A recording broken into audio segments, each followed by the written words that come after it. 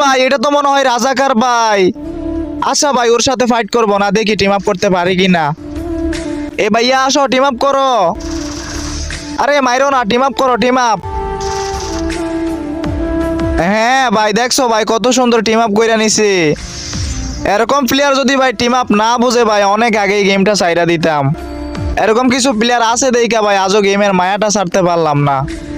এ সাদা দৌড়ে মাইরো না, টিম আপ করো। হ্যাঁ তো ভাই আমি কিন্তু ভাই সঠিকভাবে জানি না ভাই এটা কি আসলেই রাজাকার ভাই।